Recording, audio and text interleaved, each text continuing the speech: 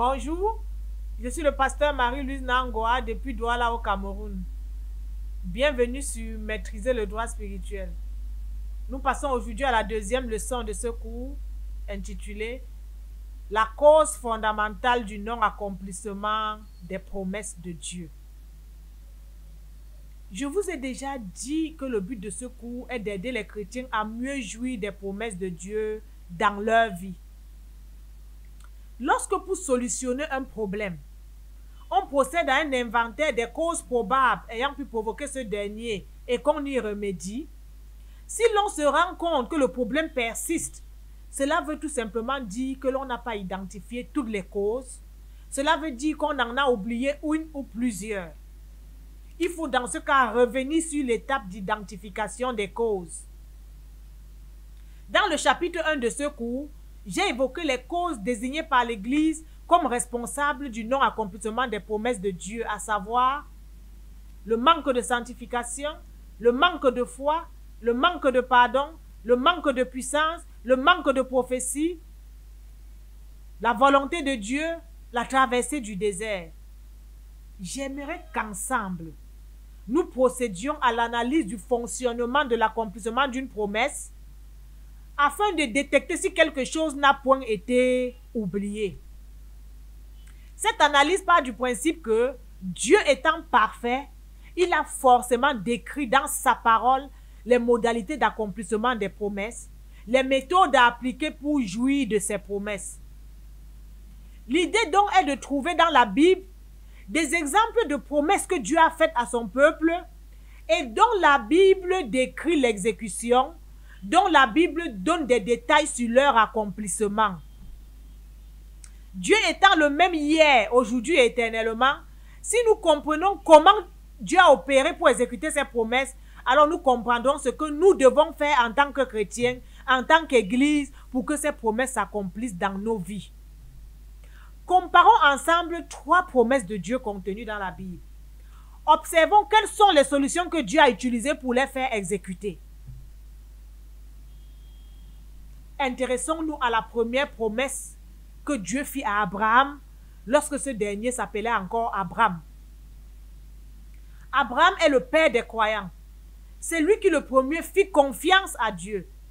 En effet, Dieu lui ordonna d'abandonner sa famille et sa patrie et d'aller s'installer dans le pays qu'il lui montrerait.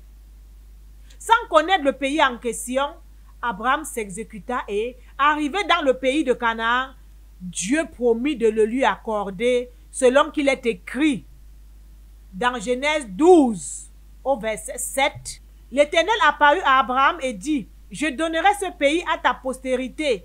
Et Abraham bâtit là un autel, là où l'Éternel lui était apparu. Plusieurs années plus tard, Dieu réitéra sa promesse dans Genèse 17 au verset 8. Je te donnerai et à tes descendants après toi le pays que tu habites comme étranger, tout le pays de Canaan en possession perpétuelle, et je serai leur Dieu. Dieu précisa plus tard à Abraham que ses descendants séjourneraient dans un pays étranger pendant 400 ans et ils seraient opprimés avant de revenir jouir de cette terre promise. Notez au passage qu'une promesse peut s'accompagner d'une précision sur le moment de sa réalisation. Cette parole s'est réellement accomplie 3 générations plus tard et les descendants d'Abraham ont réellement séjourné en Égypte. En effet, Joseph, l'arrière-petit-fils d'Abraham, fut vendu comme esclave en Égypte et y accéda plus tard à la fonction de premier ministre. À cause d'une famine dans le pays de Canaan, sa famille l'y rejoint en Égypte et s'y installa à la demande de Pharaon. Les successeurs de ce Pharaon ont malheureusement fait d'eux des esclaves. Ils ont crié à Dieu et ce dernier les a délivrés. Comment s'est déroulé l'accomplissement de la promesse?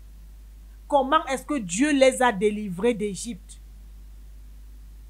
Autant annoncé, Dieu a suscité Moïse et l'a informé de la mission qu'il lui confiait, celle d'être un instrument pour libérer son peuple. Dieu l'a préparé ensuite en lui fournissant des détails sur la mission, tels que nous pouvons le lire dans Exode 6 au verset 1. L'Éternel dit à Moïse, « Tu verras maintenant ce que je ferai à Pharaon. Une main puissante le forcera à les laisser aller. Une main puissante le forcera à les chasser de son pays. » Dieu décrit dans ce verset ce qu'il entend mettre en œuvre, ce qu'il entend faire pour délivrer son peuple. Dieu a dit clairement qu'il se servirait d'une main puissante, donc de la puissance. Nous avons tous d'une certaine façon entendu parler des prodiges que Dieu a accomplis pour délivrer son peuple. Il a démontré sa puissance au peuple d'Égypte à travers une série de 10 plaies. Les 3 premières plaies consistant à transformer une verge en serpent, transformer l'eau du Nil en sang, couvrir tout le pays d'Égypte de grenouilles, ont pu être reproduites par les magiciens de Pharaon. Dès la 4e plaie, consistant à transformer toute la poussière d'Égypte en poux, les magiciens n'ont même pas pu se lever, car ayant eux-mêmes subi. Au terme de la 10e plaie, Pharaon a dû lâcher prise et laisser partir le peuple d'Israël. Ceci tend à confirmer la thèse selon laquelle la solution pour l'accomplissement des promesses, c'est l'usage de la puissance. Les chrétiens ont-ils raison de courir après la puissance au vu de ce verset? N'allons pas vite en besogne. Exode 6 au verset 6. C'est pourquoi dis aux enfants d'Israël, je suis l'Éternel, je vous affranchirai des travaux dont vous chargent les Égyptiens. Je vous délivrerai de leur servitude et je vous sauverai à bras étendus et par de grands jugements. L'expression à bras étendus symbolise l'usage de la puissance de Dieu. Ainsi, Dieu réaffirme qu'il se servira de sa puissance. Mais notez qu'il ajoute une autre méthode, un autre moyen à travers l'expression et par de grands jugements. Dieu dit qu'il se servira des jugements. Un jugement est une décision de justice et cela relève du droit. Ainsi, au cours de la même conversation, Dieu dit clairement qu'il se servira de la puissance et du droit. Certains me diront que si le passage d'Exode 6 a cité la puissance au verset 1 avant d'évoquer le droit au verset 6, cela montre la prééminence de la puissance sur le droit. Eh bien, retournons dans le livre de Genèse, qui présente des récits antérieurs à ceux du livre d'Exode. J'aimerais que l'on s'attarde sur le passage de Genèse 15, du verset 13 à 14.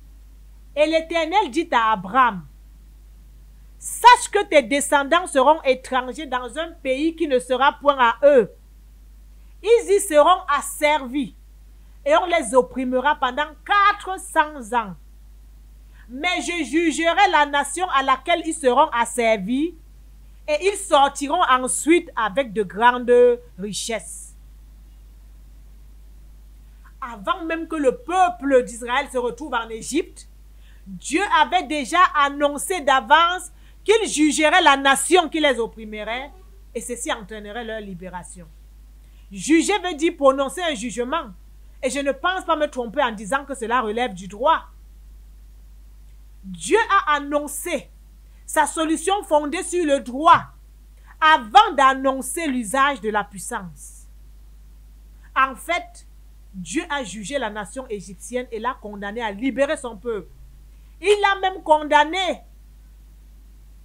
à leur payer des dommages et intérêts, ce qui se matérialisa par les grandes richesses que les Égyptiens ont remis au peuple d'Israël au moment où ils se séparaient.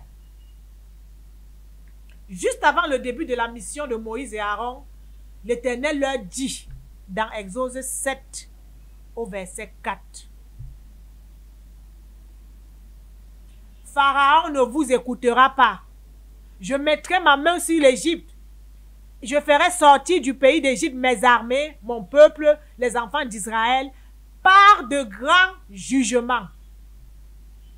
Là encore, nous voyons qu'il déclare clairement qu'il se servira de sa main, symbole de puissance, et de grands jugements, symbole du droit. Plus tard, après avoir manifesté sa puissance à travers les 9 premières plaies, Dieu résume ainsi son action, ce qu'il a fait pour délivrer son peuple, dans Exode 12 au verset 12. Cette nuit-là, je passerai dans le pays d'Égypte et je frapperai tous les premiers-nés d'Égypte, depuis les hommes jusqu'aux animaux, et j'exercerai des jugements contre les dieux d'Égypte. Dieu ne parle plus ici de juger les dieux d'Égypte.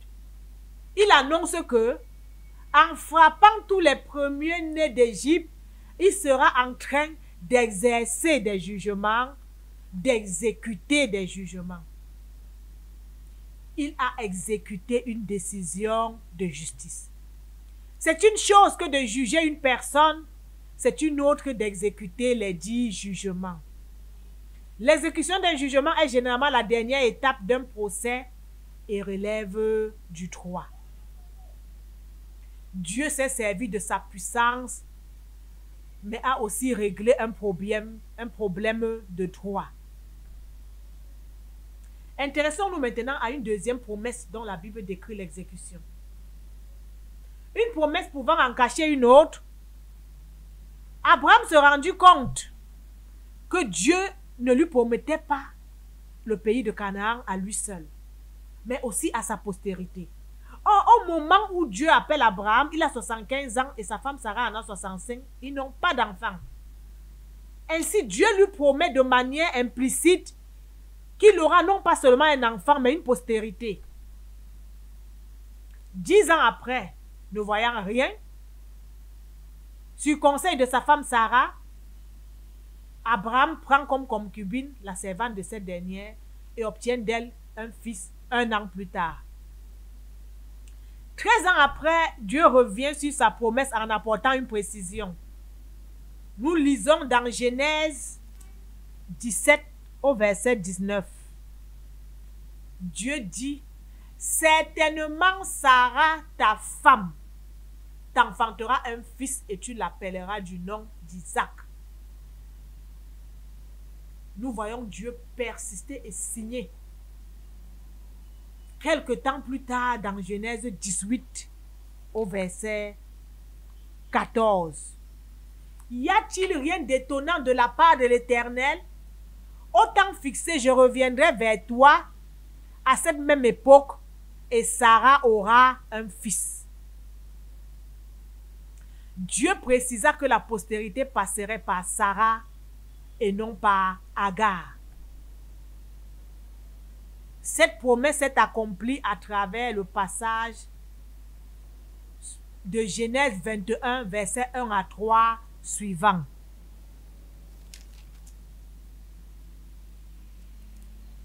L'Éternel se souvint de ce qu'il avait dit à Sarah, et l'Éternel accomplit pour Sarah ce qu'il avait promis. Sarah devint enceinte et elle enfanta un fils à Abraham dans sa vieillesse, au temps fixé dont Dieu avait parlé. En fait, cette promesse-ci concernait Sarah. Elle était faite à Sarah, pas seulement à Abraham, puisqu'Abraham avait déjà un fils à travers Ismaël. Comment Dieu a-t-il procédé? La capacité à rendre enceinte un corps d'une vieille femme de 90 ans, forcément atteinte de ménopause, relève de la toute-puissance de Dieu. Remarquons que dans ce deuxième cas, l'Éternel ne dit pas qu'il a exercé un jugement ou a jugé qui que ce soit avant de bénir Sarah.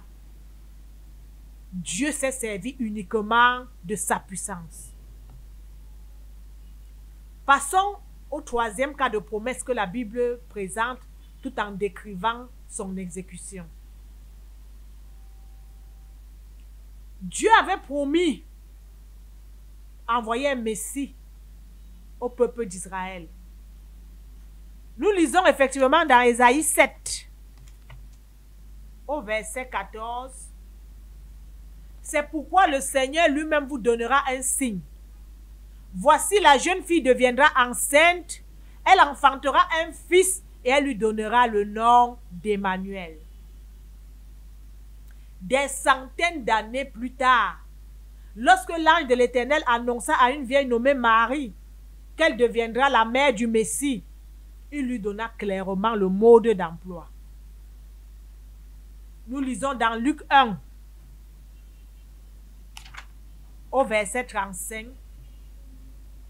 L'ange lui répondit, « Le Saint-Esprit viendra sur toi et la puissance du Très-Haut te couvrira de son ombre. » Marie avait essayé de comprendre comment cela pouvait se faire. Comment cette promesse que l'ange lui faisait à elle pouvait s'accomplir. L'ange lui a clairement dit que la promesse s'accomplirait par la puissance de Dieu. Que pouvons-nous donc conclure? Nous voyons qu'il y a des promesses qui peuvent s'accomplir uniquement grâce à l'usage de la puissance, mais d'autres requièrent la mise en œuvre, l'exécution préalable d'une décision de justice ou d'un jugement. Ainsi, d'autres promesses requièrent le règlement d'un problème de droit.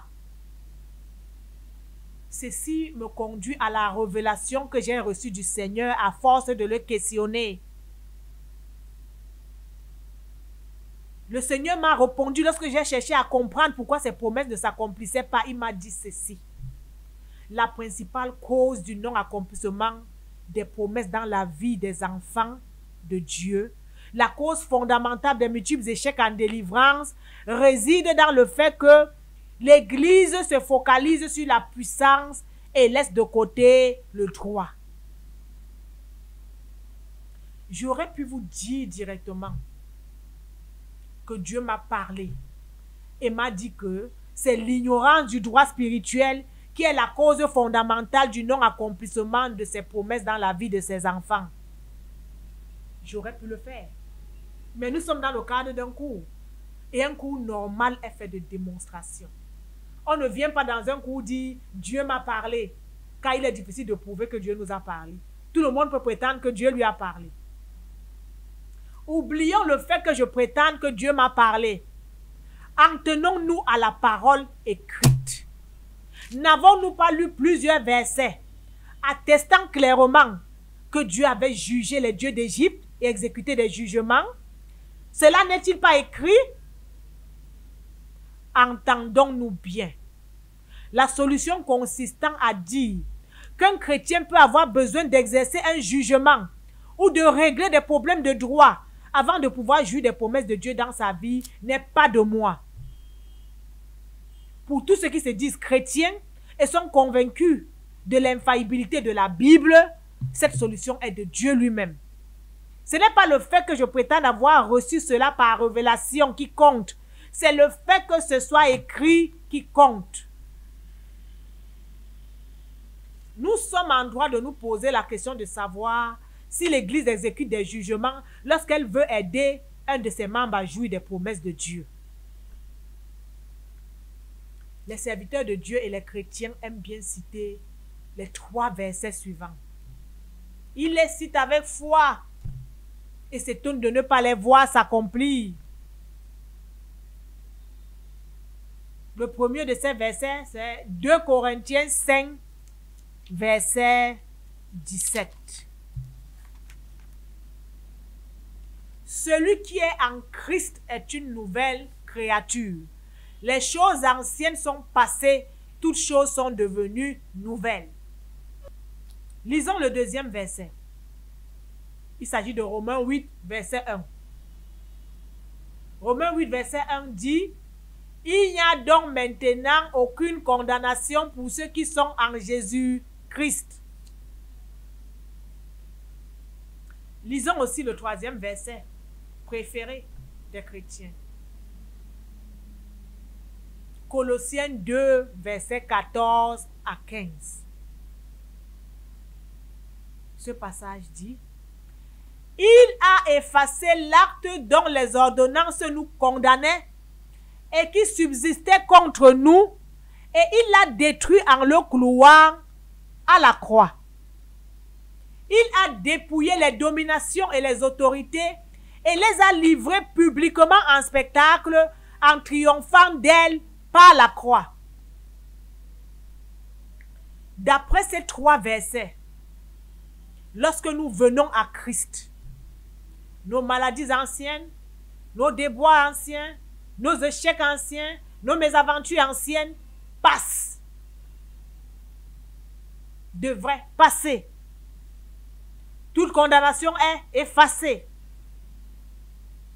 Comme la vie serait facile si en tant que chrétiens nous pouvions jouir spontanément de ces 3 versets.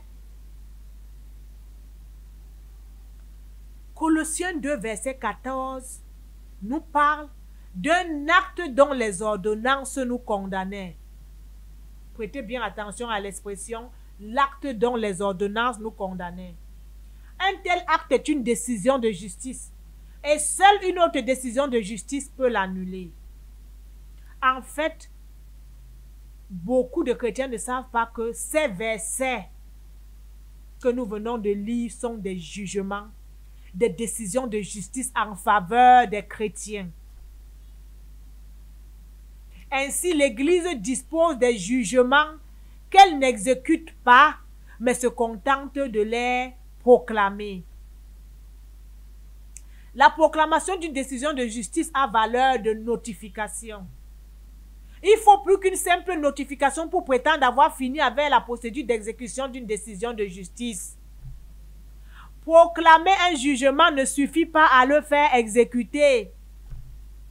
Tous ceux qui ont déjà eu un problème au tribunal savent très bien que le tout n'est pas d'obtenir une décision qui soit en notre faveur. Il faut encore pouvoir la faire exécuter. Tous ceux-là savent qu'on peut rencontrer des obstacles dans l'exécution d'une décision de justice. Demandez aux huissiers de justice. Ils vous diront qu'il ne faut plus que le recours à la force publique pour exécuter une décision de justice. Ils vous diront qu'il y a des procédures qui, lorsqu'elles ne sont pas maîtrisées, peuvent faire tout capoter. De même, l'Église échoue dans ses tentatives de faire exécuter des jugements en s'appuyant uniquement sur la force, sur la puissance. Les professionnels du droit, les habitués des tribunaux, savent que l'on peut obtenir le sursis à exécution sur un jugement. Ils savent que votre adversaire peut faire appel, contester la décision de recourir à l'exécution provisoire du jugement qui était en votre faveur et obtenir un arrêt de l'exécution du dit jugement. Certaines personnes me diront, mais ça c'est dans la vie physique. Qu'est-ce qui prouve que sur le plan spirituel c'est pareil? Qu'est-ce qui prouve qu'au vu de la souveraineté et de la toute-puissance de Dieu, ces jugements à lui ne s'accomplissent pas automatiquement? Lisons le verset suivant, si vous voulez bien. Ecclésiaste 8, verset 11. Il est écrit: parce qu'une sentence contre les mauvaises actions ne s'exécute pas promptement, le cœur des fils de l'homme se remplit en eux du désir de faire le mal. Ecclésiaste 8, verset 11. Une sentence est une décision de justice. Dans le contexte de ce verset, les sentences contre les fils de l'homme sont les jugements de Dieu contre ces derniers. Ce verset dit: une sentence contre les mauvaises actions ne s'exécute pas promptement. Ce qui veut dire, les jugements de Dieu ne s'exécutent pas promptement. Ou encore, les jugements de Dieu ont besoin d'être exécutés. S'il faut revenir à la révélation que je déclare avoir reçue du Seigneur, elle peut être paraphrasée comme suit. La cause fondamentale du non-exaucement des promesses de Dieu réside dans le fait que l'Église n'exécute pas les jugements pourtant disponibles en faveur de ses membres. Savez-vous que cette fonction d'exercer les jugements est une mission confiée à l'Église? La mission fondamentale assignée au corps de Christ, celle dont l'Église a la charge d'exécuter, est consignée dans Ésaïe 9, du verset 6 à 7. Car un enfant nous est né, un fils nous est donné, et la domination reposera sur son épaule. On l'appellera admirable, conseiller, Dieu puissant, Père éternel, Prince de la paix. Donné à l'empire de l'accroissement et une paix sans fin au trône de David et à son royaume, l'affermir et le soutenir par le droit et la justice dès maintenant et à toujours. Voilà ce que fera le zèle de l'Éternel des armées. C'est ainsi que, depuis sa naissance, le corps de Christ s'emploie à gagner des âmes pour le royaume des cieux. Effectivement, c'est ça donné à l'empire de l'accroissement. Toutes les dénominations chrétiennes s'y attellent. Chacune avait la mesure d'onction qu'elle a reçue avec plus ou moins de succès. Il y a des méga-églises qui ont des centaines de millions de membres. Il y en a de plus petites. L'Église s'attelle tant bien que mal à l'évangélisation. Cependant, le deuxième volet de cette mission n'est pas mis en œuvre. En effet, le passage qui prescrit de donner à l'empire de l'accroissement ne recommande-t-il pas aussi d'affermir et de soutenir ce dernier par le droit et la justice? L'Église enseigne-t-elle le droit ou solutionne-t-elle les problèmes y afférents? Il apparaît clairement dans ce passage que ce n'est pas par la puissance que le corps de Christ s'affermit, mais c'est par le droit et la justice. L'Église doit pouvoir régler les problèmes de droit qui se posent dans la vie de ses enfants. Les problèmes relevant par exemple de leur statut spirituel. On ne change pas le statut spirituel d'un homme par la puissance, mais en se référant aux juridictions compétentes. L'Église doit pouvoir rendre justice lorsque l'ennemi empêche à ses membres de jouir de leur héritage, autrement dit de jouir de l'accomplissement des promesses de Dieu. Revenons à la présente thématique, qui est la cause fondamentale du non-accomplissement des promesses de Dieu. Pourquoi l'expression cause fondamentale? Nous venons de voir que l'ignorance du droit spirituel est une cause du non-accomplissement des promesses de Dieu et par ricochet de l'exaucement des prières. Pourquoi considérer cette cause comme étant fondamentale et pas les autres, pas celles que nous avons vues, pas celles que l'Église présente souvent? Parce que non seulement c'est la cause qui a le plus d'impact, mais en réalité c'est aussi la mère de toutes les autres causes. Par exemple, le fait qu'une promesse ne puisse pas s'accomplir tant que le temps fixé n'est pas arrivé relève du droit, car revient à la nécessité de respecter la date d'effet d'une décision. L'usage de la puissance correspond à l'exécution forcée d'une décision. Donc, c'est la dernière étape d'une procédure judiciaire. Vous vous rendrez en fait compte, au fur et à mesure de l'évolution de ce cours, que chacun des motifs considérés par le corps de Christ comme cause du non-exaucement des prières a un lien avec le droit spirituel. Beaucoup de chrétiens assistent à des grands programmes de prière, à des croisades, et certains reçoivent des visitations indéniables. Il n'est pas normal que les serviteurs de Dieu se contentent de se réjouir uniquement de quelques cas réglés par la puissance, notamment à travers les dons de guérison et de miracles, et passent sous silence les très nombreux cas restants sans solution. L'Église doit apprendre à exercer des jugements dans de tels cas.